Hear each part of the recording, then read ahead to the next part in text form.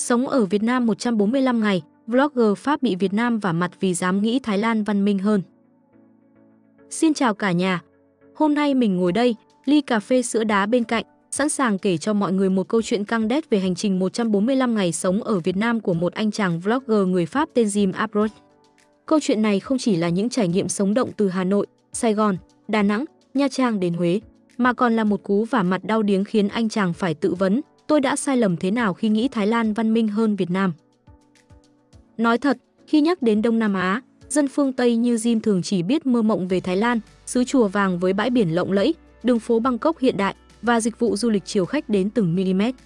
Còn Việt Nam, ôi trời, trong mắt họ chỉ là một nước hỗn loạn, giao thông như phim hành động, cơ sở hạ tầng thì lạc hậu, chẳng thể nào sánh bằng cái gọi là văn minh của Thái Lan. Jim bước chân đến Việt Nam với định kiến đó, nghĩ rằng đây chỉ là một điểm dừng chân tạm bợ, check-in cho có rồi chuồn sang Thái Lan hay đâu đó xịn hơn.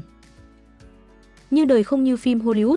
Sau 145 ngày lăn lộn khắp Việt Nam, từ phố cổ Hà Nội, Sài Gòn sôi động, đến biển xanh Đà Nẵng, Jim đã bị Việt Nam tát cho tỉnh cả người.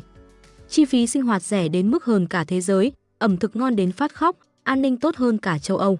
Và con người Việt Nam thì thân thiện đến mức khiến anh phải tự hỏi, Thái Lan có gì mà dám so với Việt Nam.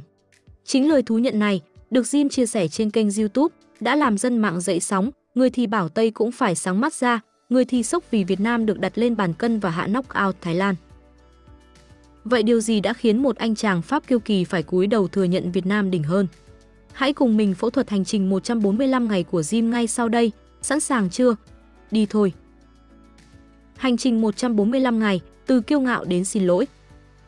Xin tự giới thiệu, Jim Approche là một vlogger Pháp, kiểu dân digital nomad chính gốc, làm việc online, đi khắp thế giới, sống nay đầy mài đó.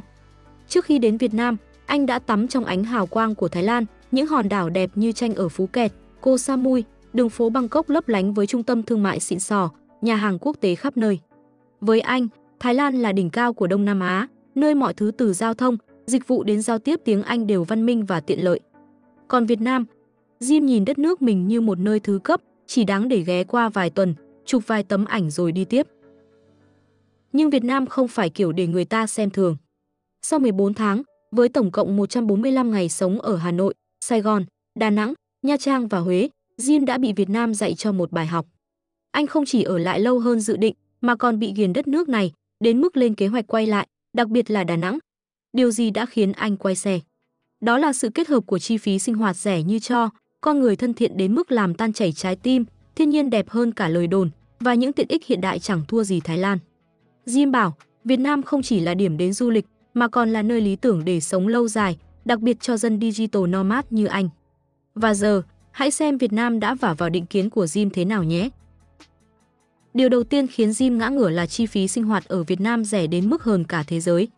Anh bảo Việt Nam nằm trong top những nước rẻ nhất hành tinh, kiểu như bạn cầm 1 đồng ở đây mà xài được như 10 đồng ở Pháp. So với Thái Lan, đặc biệt là các khu du lịch ở miền Nam như Phú Kẹt hay Koh Samui, Việt Nam rẻ hơn cả một trời một vực. Ngay cả miền Bắc Thái Lan, nơi chi phí cũng thấp, vẫn không thể sánh với Việt Nam ở khoản sống sướng mà không tốn kém. Nhà ở, căn hộ xịn, giá làm Thái Lan xấu hổ. Jim kể, ở Việt Nam, bạn có thể thuê một căn hộ siêu xịn với giá chỉ 300 đến 400 euro mỗi tháng, tức là 7,5 tới 10 triệu Việt Nam đồng.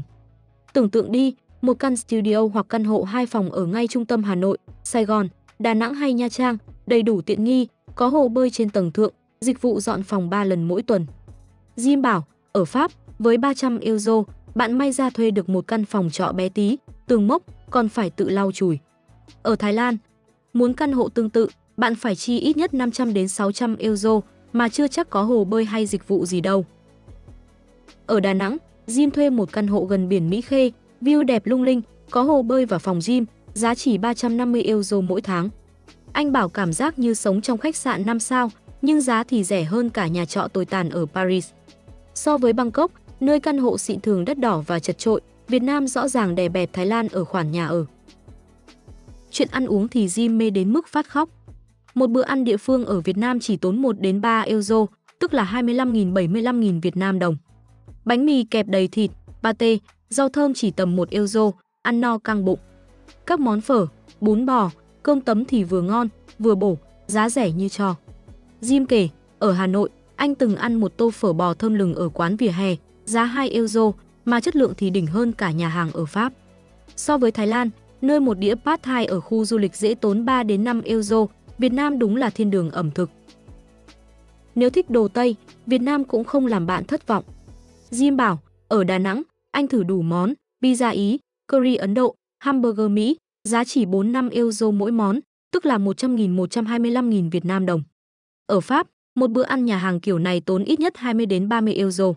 Ở Thái Lan, món Tây cũng đắt hơn, thường 8 đến 10 euro, mà đôi khi chất lượng không bằng. Jim kể, ở Sài Gòn, anh từng ăn một đĩa cơm tấm sườn nướng, giá 2 euro, mà hương vị đánh bại mọi món ăn nhanh ở châu Âu. Thái Lan có pad thai ngon, nhưng Jim bảo nó không thể so với sự tinh tế và giá rẻ của đồ ăn Việt Nam. Di chuyển, rẻ như đi chợ, tiện hơn cả Bangkok. Di chuyển ở Việt Nam thì Jim bảo rẻ như đi chợ.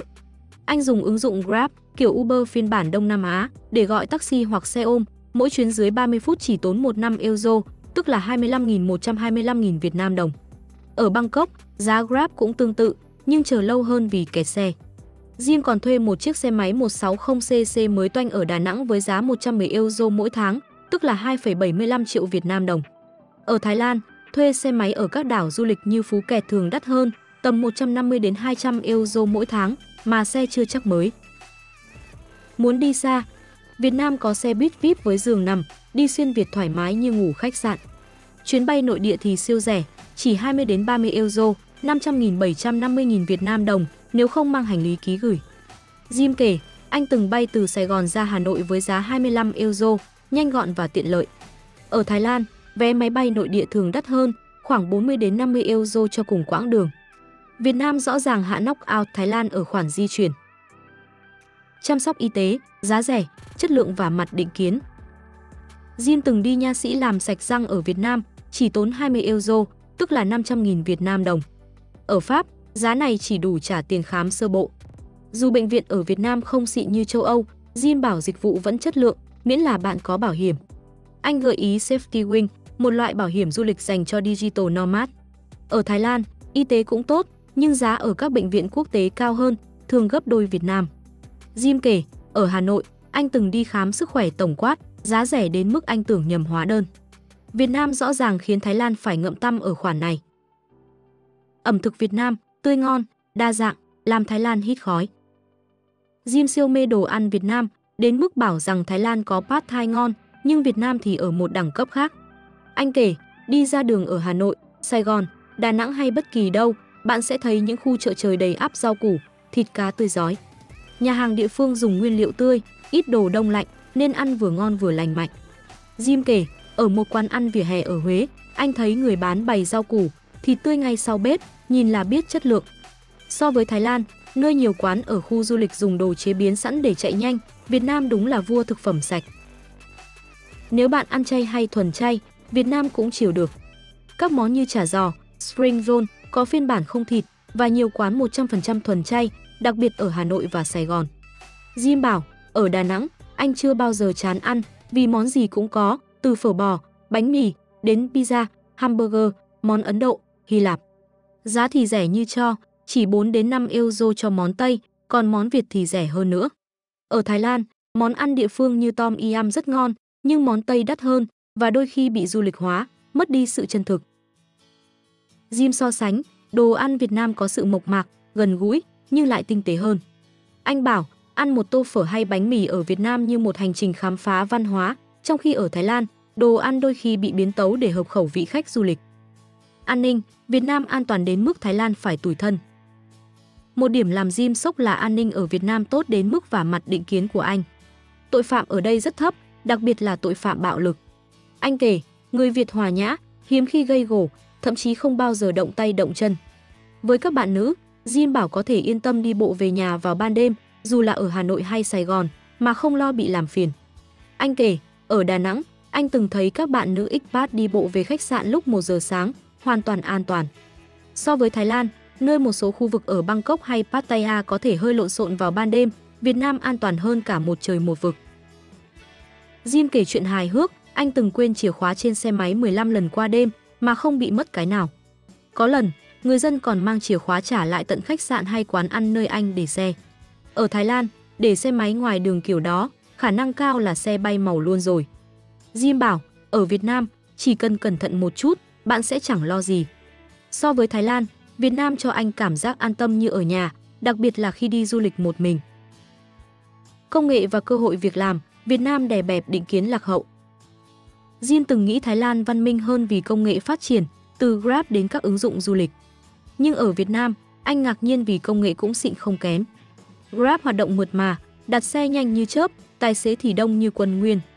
Các ứng dụng giao đồ ăn, thanh toán online cũng phổ biến, không thua gì Bangkok. Jim kể, ở Sài Gòn, anh đặt đồ ăn qua ứng dụng, chỉ 15 phút là có ngay một tô bún bò nóng hổi, giá 2 euro. Ở Thái Lan, dịch vụ tương tự cũng tốt, nhưng giá thường cao hơn chút và đôi khi chậm hơn vì kẹt xe. Về cơ hội việc làm, Việt Nam đang phát triển mạnh, đặc biệt trong lĩnh vực công nghệ. Jim kể, Sài Gòn là trung tâm với nhiều cơ hội, nhất là dạy tiếng Anh hoặc làm trong ngành tech. Anh gặp một người Nam Phi làm giáo viên ở Sài Gòn với lương kha khá, đủ để sống sung túc nhờ chi phí rẻ. Ở Hà Nội và Đà Nẵng, các start-up công nghệ cũng mọc lên như nấm, thu hút đầu tư nước ngoài.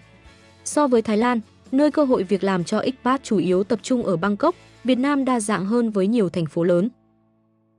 Cộng đồng expat và digital nomad ở Đà Nẵng, Sài Gòn thì siêu sôi động. Jim bảo, chỉ cần lướt Facebook hoặc WhatsApp, bạn sẽ tìm được nhóm expat tổ chức meet up, tiệc tùng hàng tuần. Mới đến Việt Nam, lo chưa có bạn.